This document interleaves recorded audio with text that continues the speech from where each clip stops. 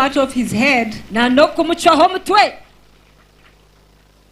And he has done open heart surgery. Because the Lord Jesus is the only one who can do open heart surgery. When you are awake.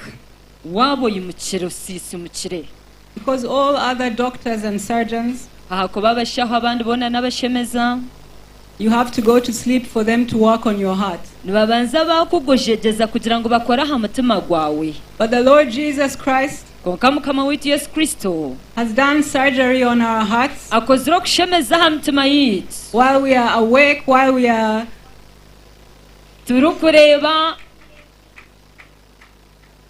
and we have new hearts. And our hearts are full of joy.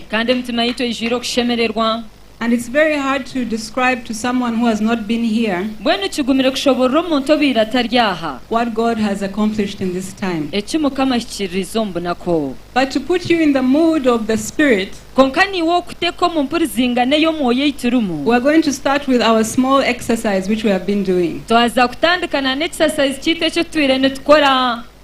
Because before we start our day, we begin with a great shout of hallelujah. And some of us have been thinking that making that shout of hallelujah is just making noise. But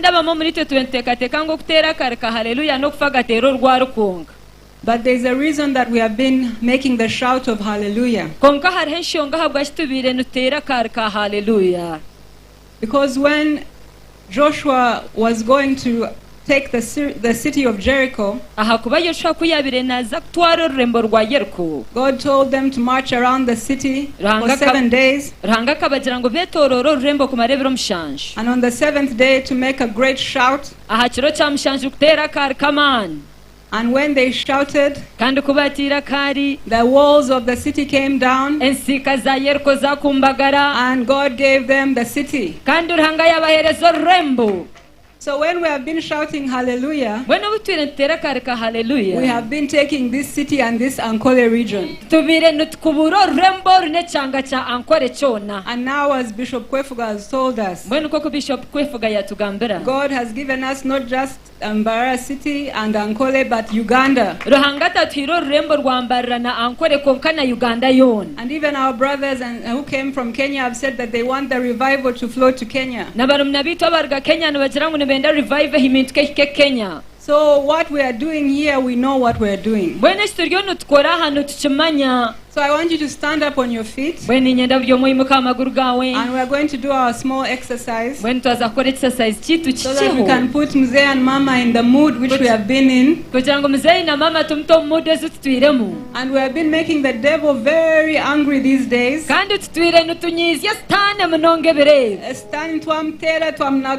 We've hit the devil and threw him far. We have thrown him out of Ankole. And so we start by stamping our feet. We stamp our feet when I'm counting from 1 to 3. And when we get to 3, we shout a very big hallelujah. And this is the last time we are doing this, because this is the end of the mission. So if you have not been shouting hallelujah, today is your last chance to shout hallelujah. Are you ready? Let's stand up. And when we begin to count, we begin to stamp our feet. I'm not seeing you. 1. Let's stamp our feet. Let's make the devil angry. 2. 3.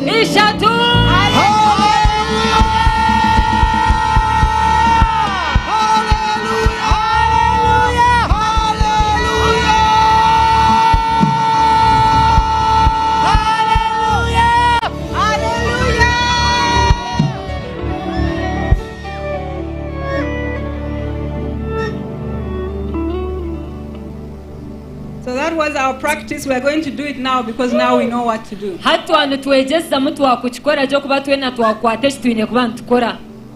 Amen. Amina. One, let's stamp our feet again. If you want to make the devil angry, you want to make him angry. Stamp your feet, Stamp your feet. 2, 3.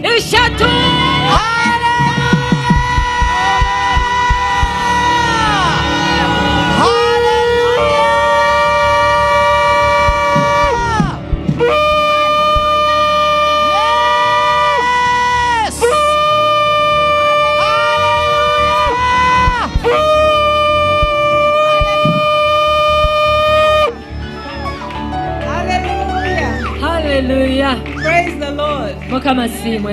You may be seated.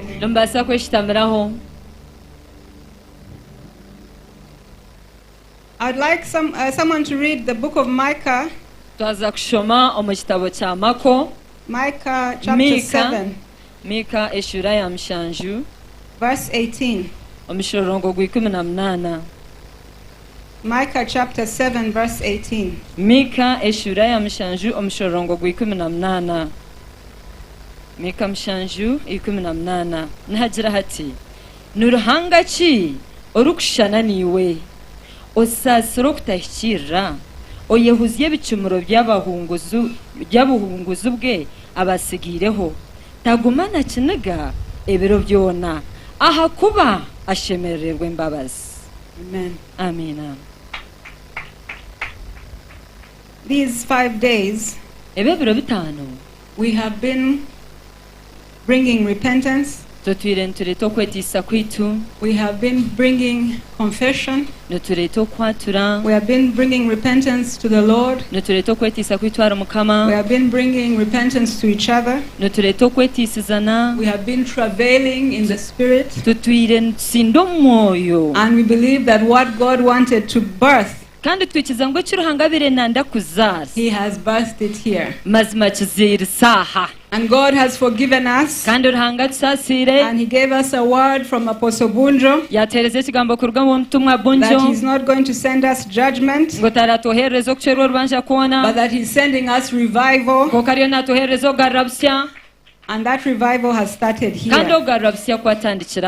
Yesterday, we sang the song of Moses from the book of Exodus chapter 15. Because when God gave the children of Israel a crossover and defeated Pharaoh and all of his armies, Moses sang a song which is in the book of Exodus chapter 15. And we sang that song, we read that Scripture yesterday.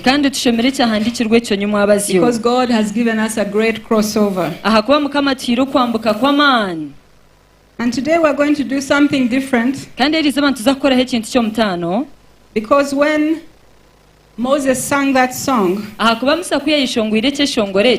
Miriam and the women of the children of Israel,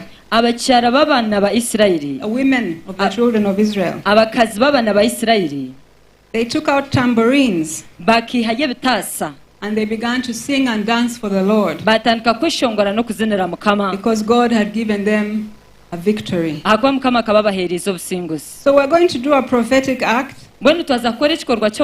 As we begin, we are going to dance before the Lord.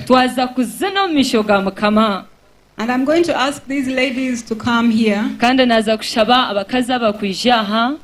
as a representation, because we can't all come up, but we want to bring a few ladies who will represent others, who are going to be the Miriams, and we're going to invite Mama Janet as the mother of our nation. Mama wihangaritu. We are going to dance before the Lord because God has given us a crossover. So I'm going to call, if you hear your name, I ask that you please come here to the front.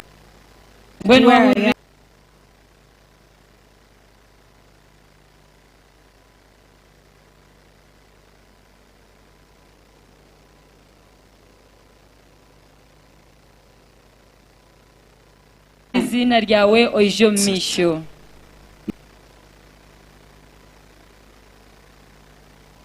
Mchara Nathan ahimsibwe.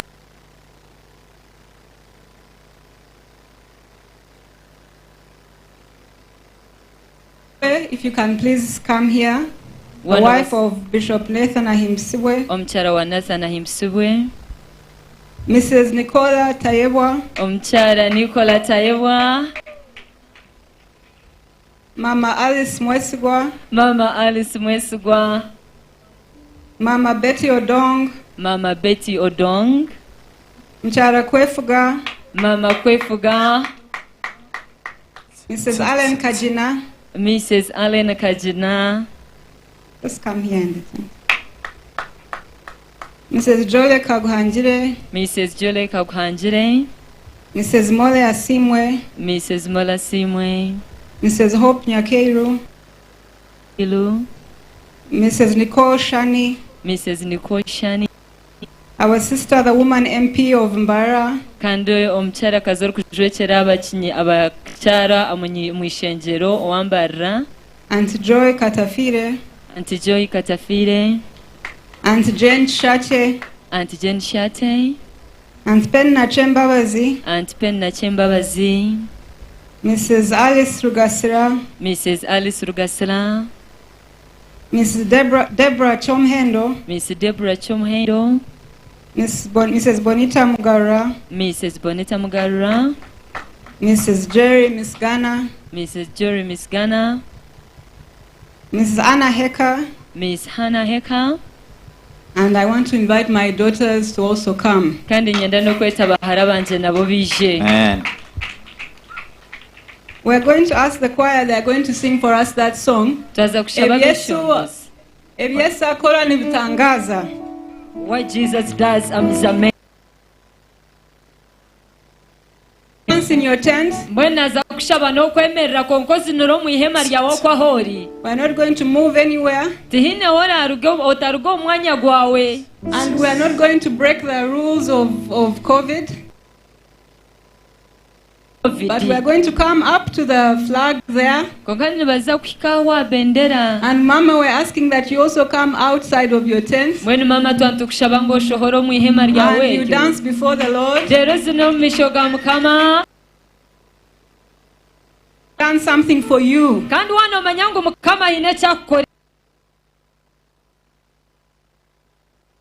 This is a prophetic act. We are not doing it for any man. We are doing it for the Lord. Amen.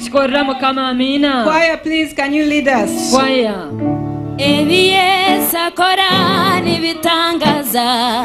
Ebiesa korani bitangaza busuma. Ebiesa korani bitangaza. Ebiesa korani bitangaza busuma.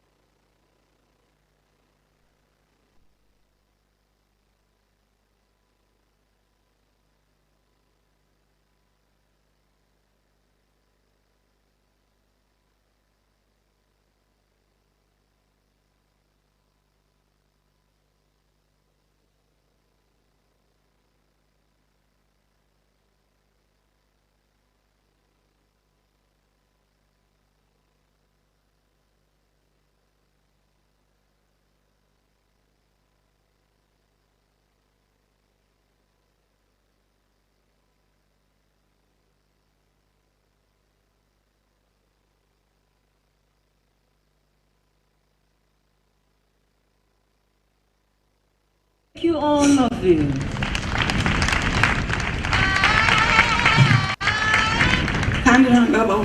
And may the Lord bless you.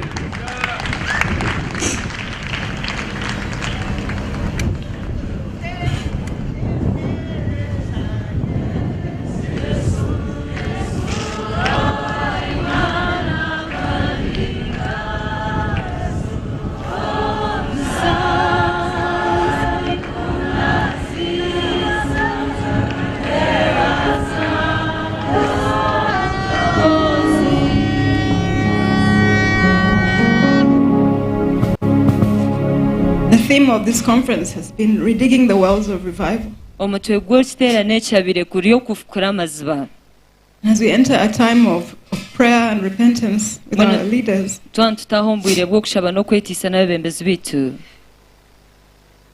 I just want to give a summary of what we've done through the week.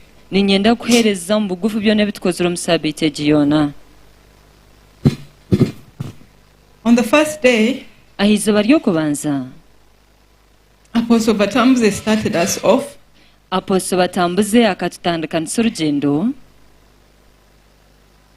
the message about understanding our times and seasons.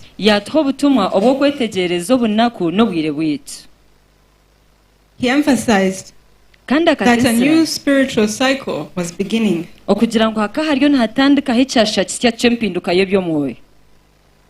And that there was a great need to return to the Lord to avoid judgment.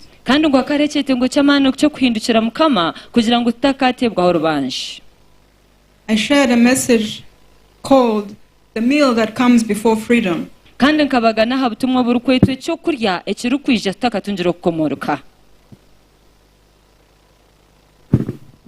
As we prepared our hearts to partake of the Lord's Supper together.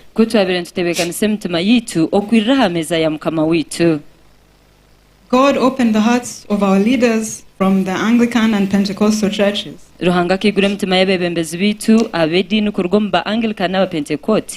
to repent to one another of their divisions, their differences, and the lack of love for one another. We all committed to walk together in unity and love from now onwards.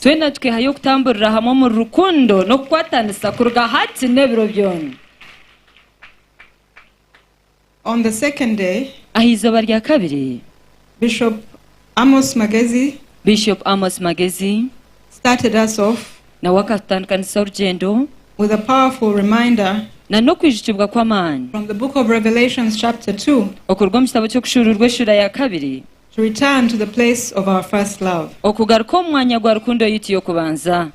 He taught an in-depth teaching about some of the sins that had blocked the wells.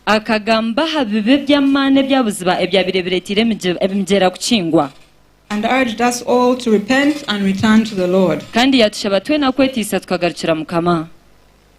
Bishop Joshua then taught a powerful message highlighting the difference between a well and a river. Bishop Joshua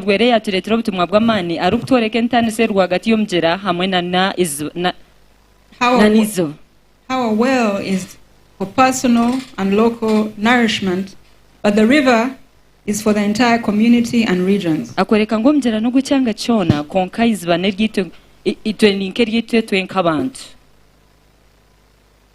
He stressed the need that we should not make the same mistakes as the region of Uganda made, of first welcoming the gospel, but because of unwillingness to allow the gospel to penetrate the culture, they lost the revival.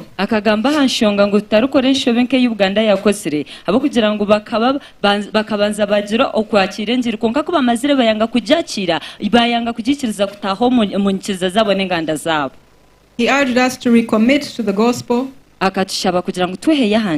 and God would continue to bless Ankole. He then led us in a time of repentance for the sins of the land.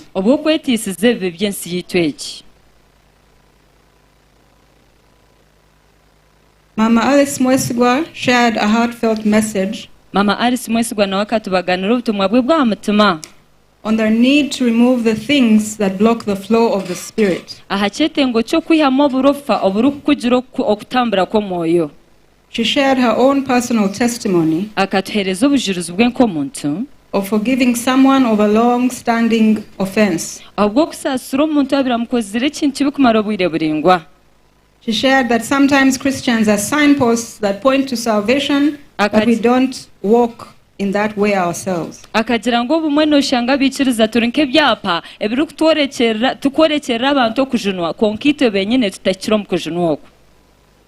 She shared that her mother taught her that without genuine forgiveness you cannot be a true Christian.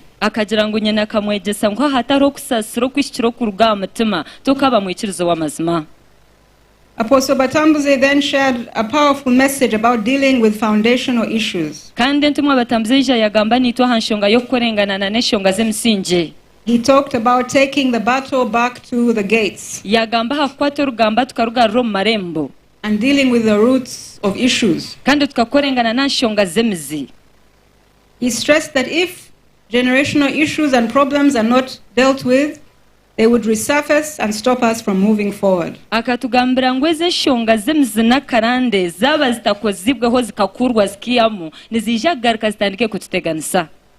And he used the example from the life of Moses and David.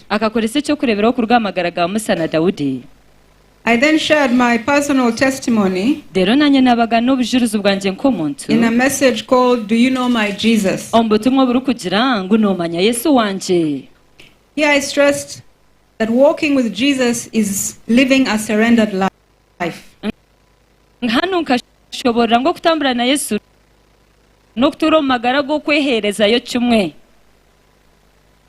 Where you die to the flesh in order to become alive to God.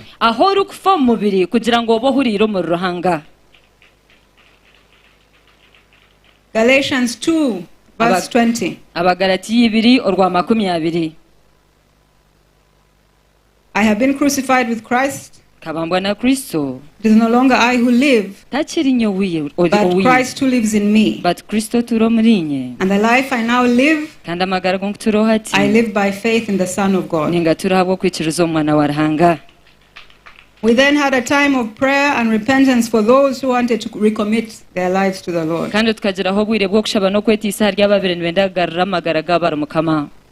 On the third day, Apostle Alex Mitala opened the day by stressing the need for deliverance in Ankole.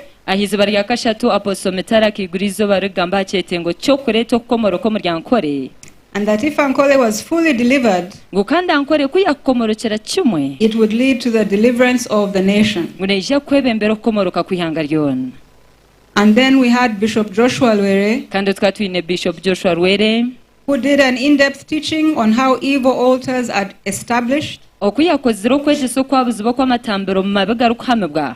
which begin with wrong beliefs and become superstitions and finally become spiritual strongholds. He stressed that the devil has no authority apart from what we give him. And he led us in a time of deep repentance where all the leaders wept and cried for the sins of the land.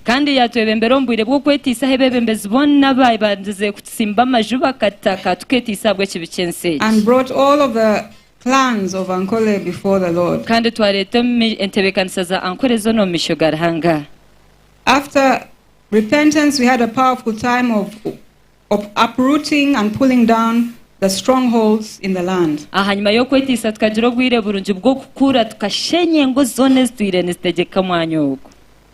Then we had a message from Apostle Michael Chimuli, who led us in a deep teaching about returning to the pillars of revival,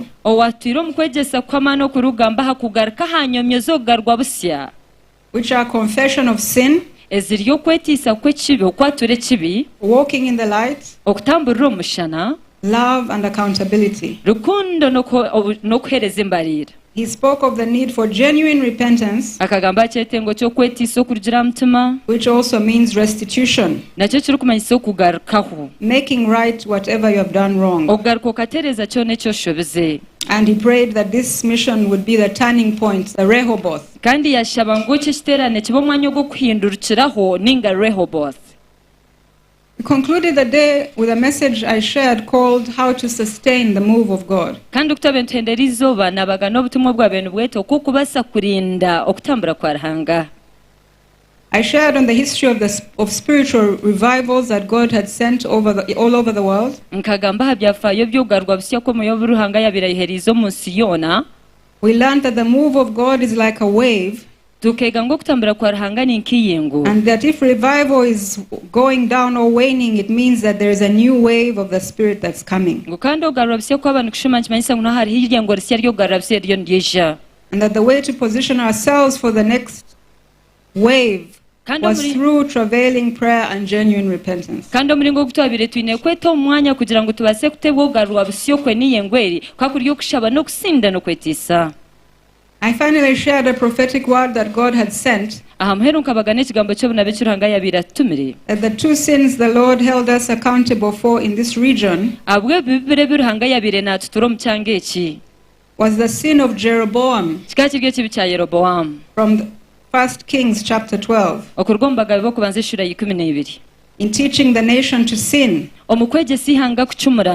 in the area of our people stealing public funds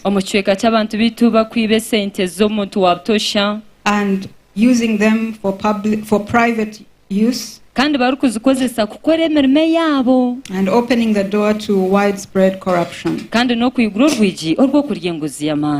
And the second sin was a sin of pride and prejudice in the relationship between pastoralists and agriculturalists. A spiritual atomic bomb went off here as we wept. For our sins and cried for God's forgiveness. Apostle Bunjo led us through this powerful prayer and shared a prophetic word that the Lord had heard our prayers and had forgiven us and would stay His hand of judgment over the people and the land.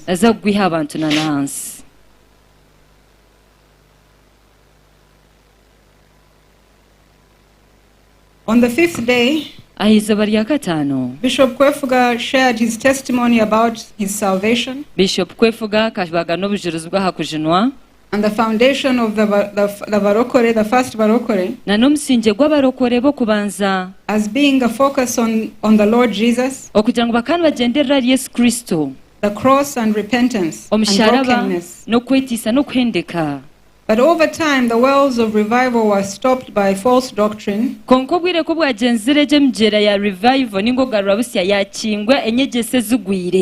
that focused more on raising money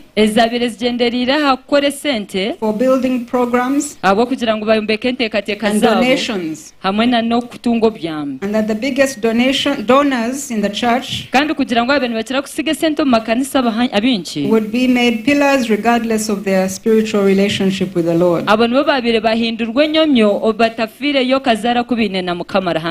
That salvation went down and the worship of Batwezi,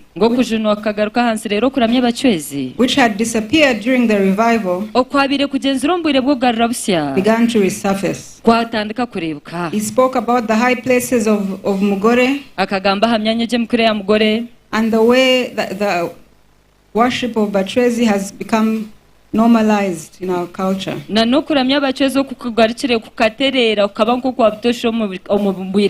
spoke of the sin of pride and arrogance, and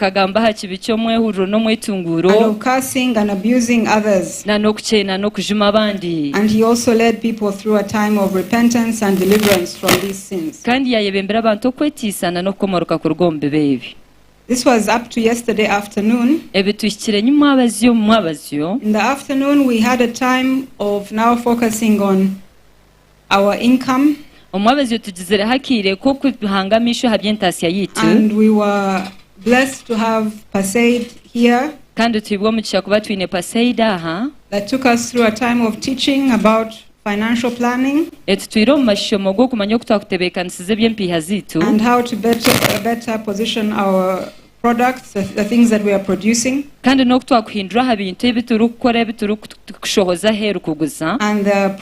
government programs that are available to help us sell our products. And we had the testimony from the MP, one of the MPs from Lango, who was talking about the transformation he was seeing in his constituency as a result of this partnership. Our last two speakers was Mr. Rwabwogo, who shared an in-depth teaching about the theme, Fix the Man, Fix the World.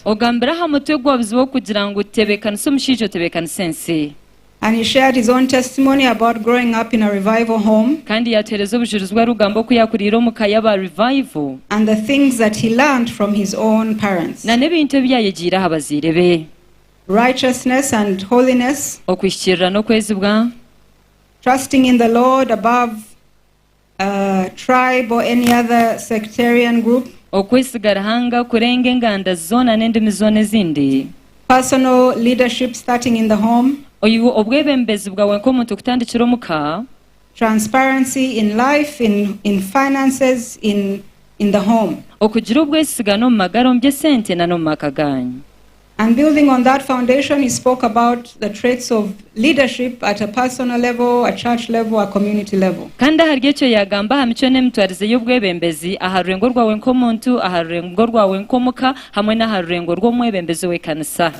And he stressed that leadership is a burden to help solve the needs or problems of others in the community.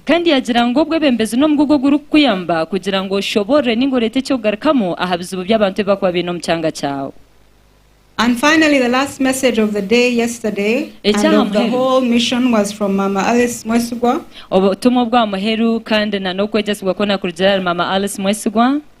On the need to strengthen our families as the building block of the nation. And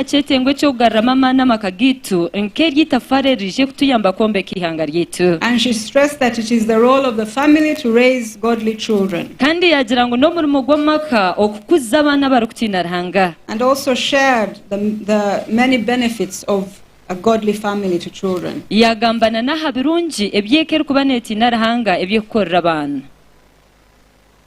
That when the family is stable, the nation is stable. And she shared different benefits that the nation has as a result of that.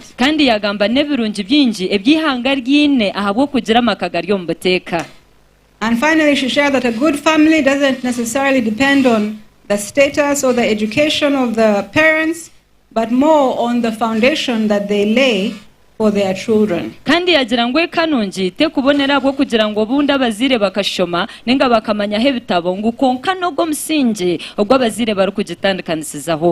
I so I want to thank all of our speakers, because we have had so many speakers, we have had so many teachers, and they have done an excellent job. I want us to thank all of them with a big hand clap.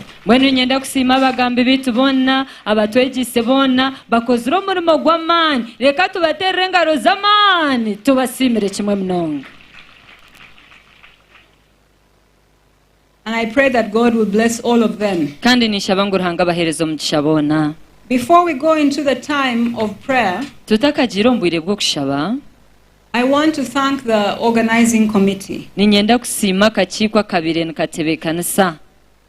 And when I mention your names, I want to ask that you, or when I mention the group, I would like to ask that you please come to the front here.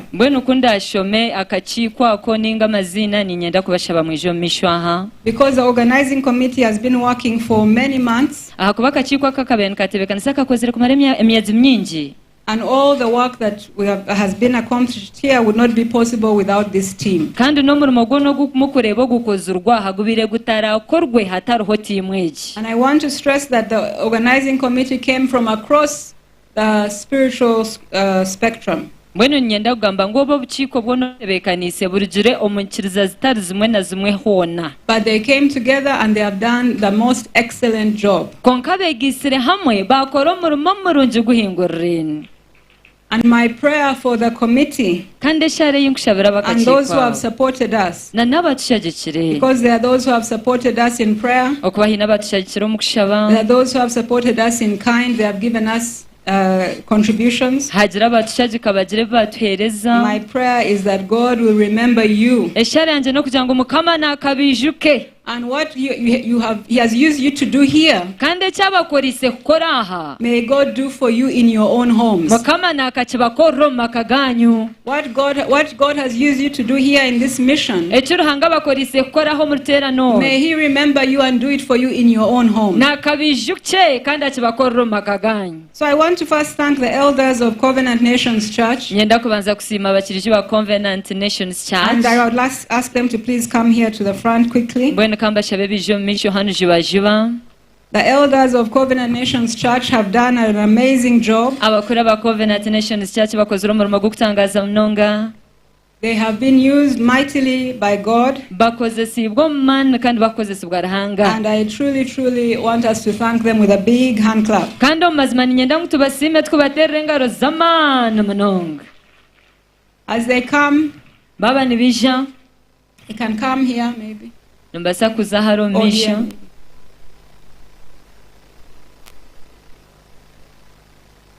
The work would not have gone anywhere if it was not for our elders and who are led by Elder Andrew Kaguhangire. okugenda omu misho kutwetine ba elders bitu abebembirwe Andrew Kamuhangire.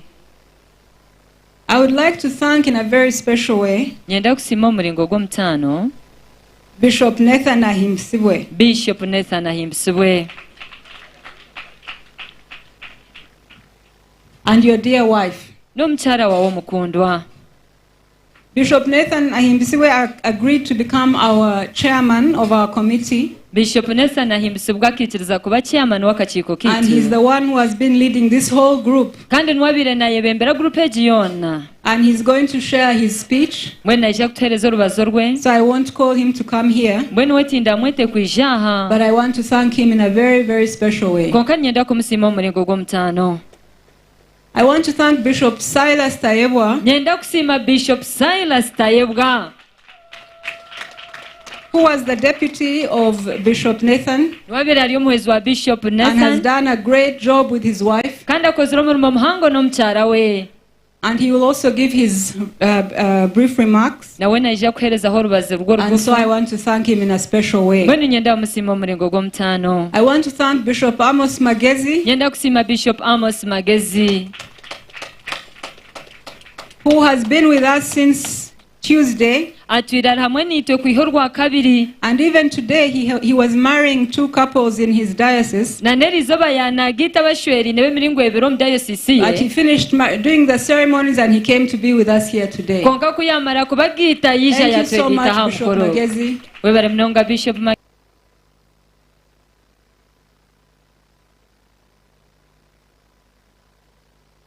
Magezi For all your support.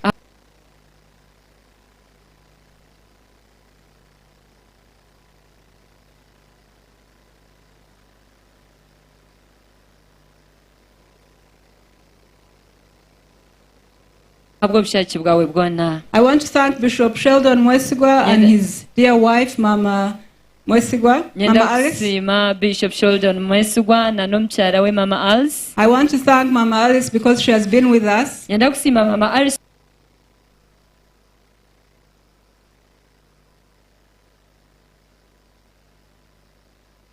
Thank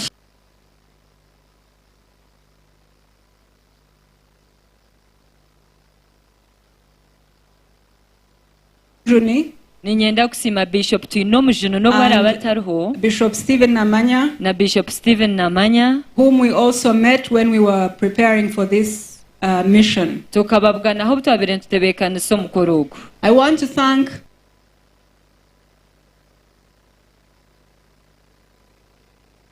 Bishop Odong,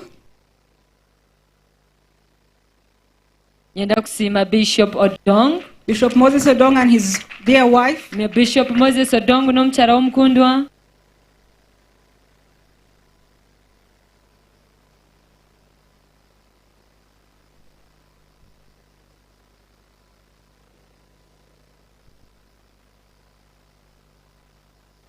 I want to thank our speakers. And when I call you, I ask that you please come to the front. Pastor Deo Musoke, who has been leading us in prayer every day.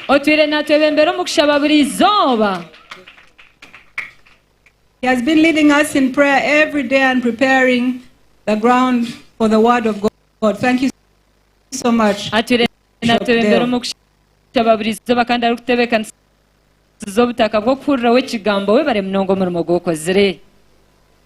want to thank Apostle Daniel Batambuze, our brother in the war of transformation.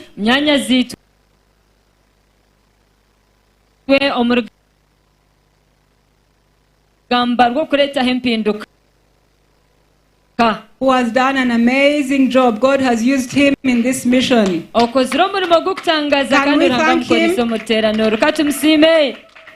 But we are asking him that after the mission he should now rest and eat some food.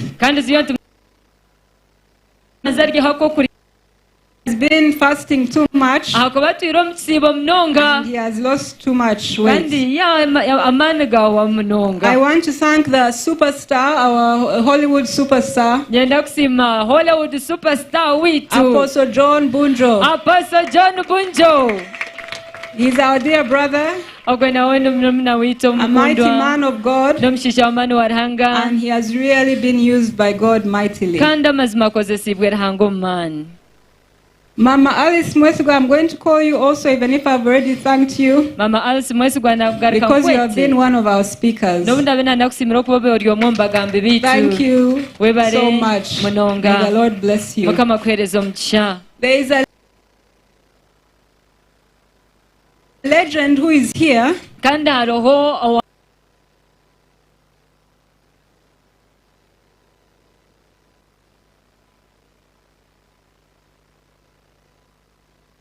A living legend. A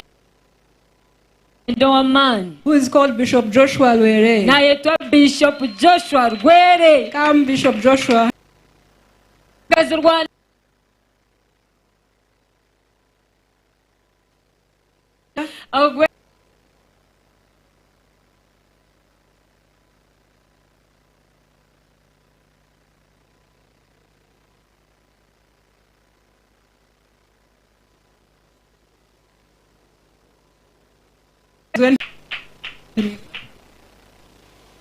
Yes, Bishop Kwefuga, if you can please come also with your dear wife. Bishop Kwefuga niwe nobasa kuja n'omukyala wawe omulungi.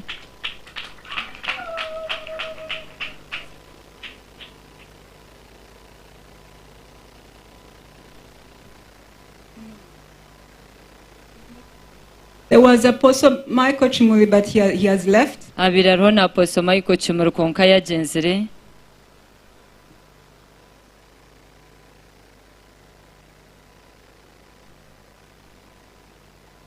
I would like to also thank Honorable Anne, who has been with us, and her husband. Please come and also stand here because you have been with us. And the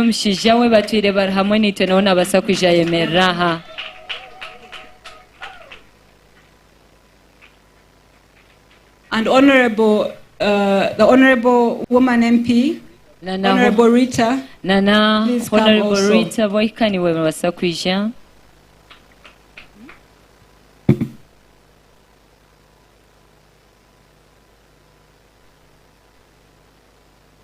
I'd like to thank Bishop Silas because we have been using his TV station has been used for mobilization. Ninyenda kusima Bishop Silas akuba tulentukolesa TV station yabwo kukunga abantu. So we want to thank him so much. Bono twenda kumusima mnonga. Before I ask Bishop Nathan to pray for the team, Bishop Nathan team. I want to ask Honorable Mole Asimwe to also read the names of those who have given us contributions in kind, because we have gotten so many contributions from so many well-wishers. So I'd like her to recognize them, please. Honorable Mole Asimwe tushomera mazina g'abantu abatira obushaje kibwingi mnonga katugahura. Mukama wetu Asimwe. Praise the Lord.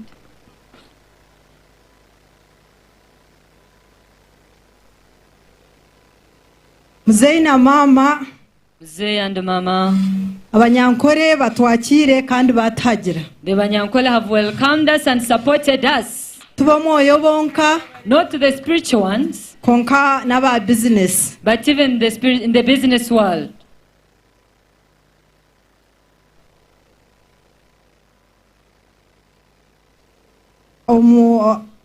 His Excellency Professor Bashasha, His Excellency Professor Bashasha, of Las Vegas, from Las Vegas, the owner of Las Vegas, gave us free accommodation. Of all the bishops that you're seeing here with us, guest speakers, and the guest speakers, Mr. Kotecha of Pearl Diaries, Mr. Kotecha of Pearl Diaries, atereze liter 10 z'amateburi izoba. Give us 1,000 liters of milk every day. Abantu babenu basiba nibanywa habe hatariho rwitwe njwara ningwiriho. People were drinking, no one would go thirsty or hungry. Zona hamwe liters 15 z'amate aga ready to drink. All of them 5,000 liters of milk ready to be consumed. Abantu begwira amajugabo. People have opened their homes. Daletu Mungonya family batera makabiri. The Mungonya family, Ogonomjenzi, they gave us 2 homes. Abasi abantu ba Covenant Nations Church ibabere barara. They are accommodating the Covenant Church of Nations members. Okumara weeks nk'ibiri. Like for 2 weeks. Ambassador George Chinuka family na yetereze guest house. Ekaya Ambassador George Chinuka, they also gave us a guest house in Rampara. Baraza abantu nke 12 ombiro bitano. And they accommodated like 12 people in 5 days. Nanye no mwami wanje, I and my husband, nito twigirika eka yetu twaraza abantu 10. We opened up our home and accommodated 10 guests okumara ebiro bitano for 5 days. Abandi batereze enimi zo kubaga. Others have given us bulls for slaughter. Thomas Farm ya Odrek na Pr.Patience batereze enimi 10. Thomas Farm of Odrek and Patience, they gave us 10 bulls. Honorable Kari yatereze enimi 2. Honorable Kali gave us 2 bulls. Mzee Tahigwa yatereze enimi. Mzee Tahigwa gave us a bull.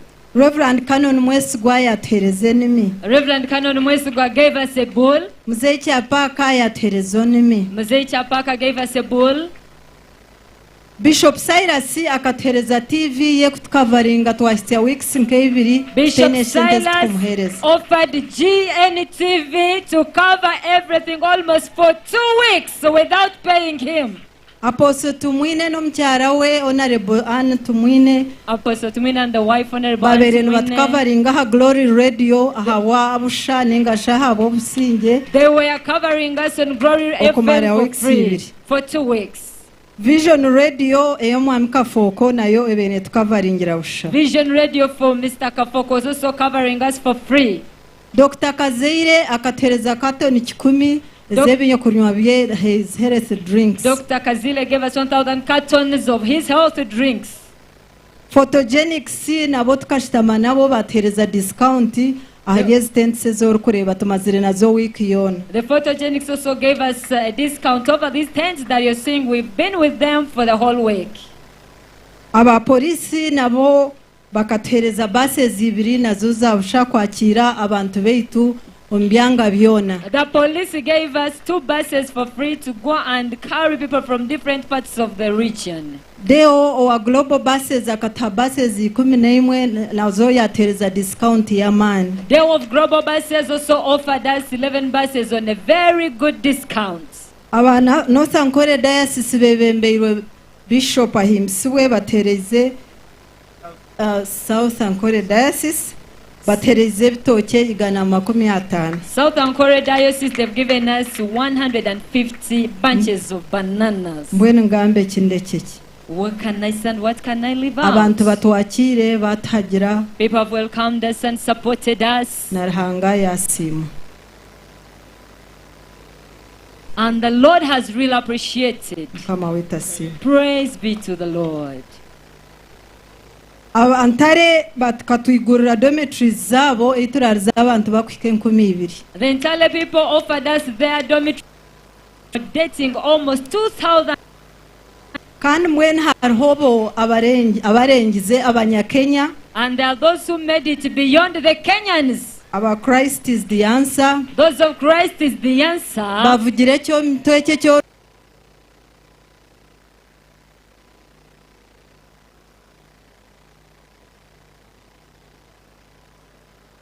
kureba bakiha Nairobi. They carried this all equipment.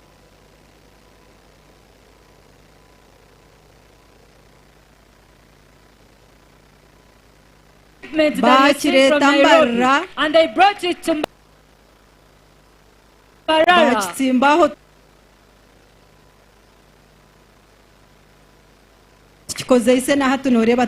They blessed it, yes, the equipment we are using up to now.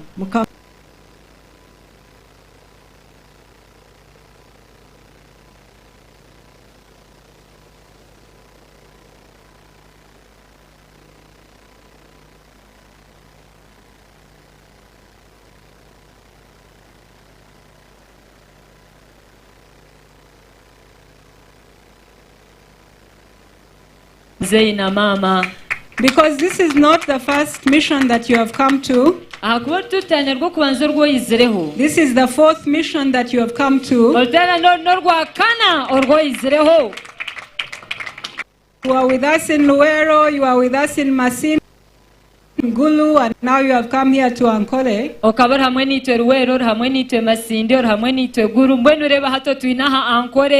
And you have always given us great. And Mama, which things sana mama. I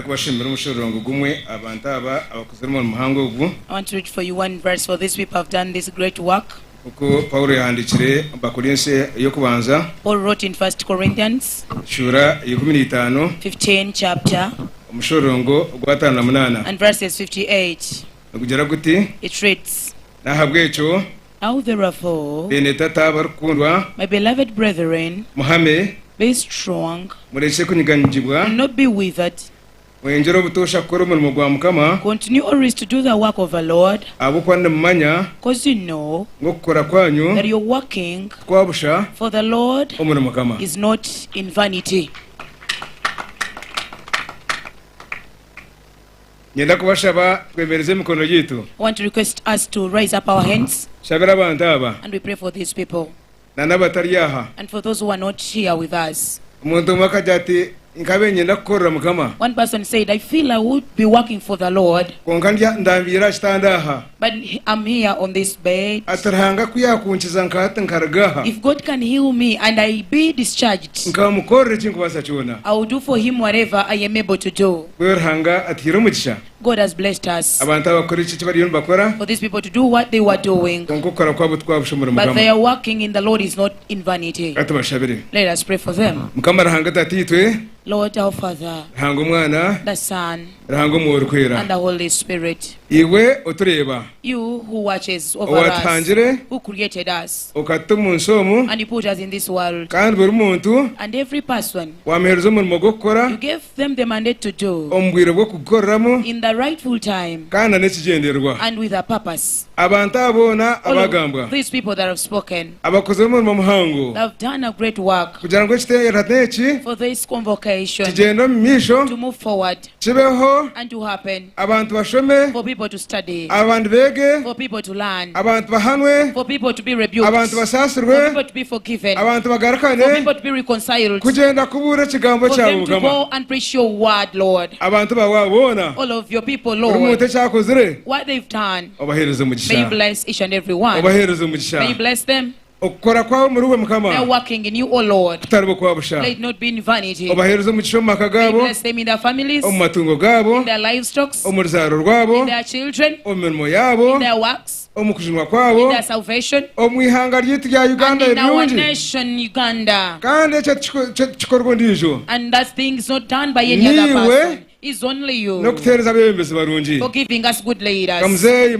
yoweri kaguta Museveni Our uriya Museveni, Yoweri Kaguta Museveni, na mama na Umuravia, timu yobona okora and umurimo our mulungi mama and the whole team doing a great work. bwene mukama Oh Lord, obahereze umugisha may you bless them omukoroko in this working. batariferwa amagara Let them never lose eternal life. batariferwa amagara Let them not lose eternal life. obahereze n'amagara gataho May you give them eternal life. konka babakiye umunsi But as they are still enjoying this life Batariho in this gukora world, let them not get tired of doing well. kandi umugisha gwana g'ubushobozi bwona And the blessing of Father Almighty, tatitwe our Father, n'umwana and our Son, n'umwoyo and the urukwera Holy Spirit gubaha ihanga ry'iteri be upon our nation, president na mama upon our president and mom, na family and the yona whole family, na vision bearer okukora nkeki and the vision bearer to do such a thing. Pastor Patience Rwabwogo Pastor Patience Rwabwogo, na family yabo and yona their entire family, kandi ite twena and all of us. umugisha wo kutaturugaho May ours remain with this blessing hati n'ibiro byona today and forever. amina Amen and amen.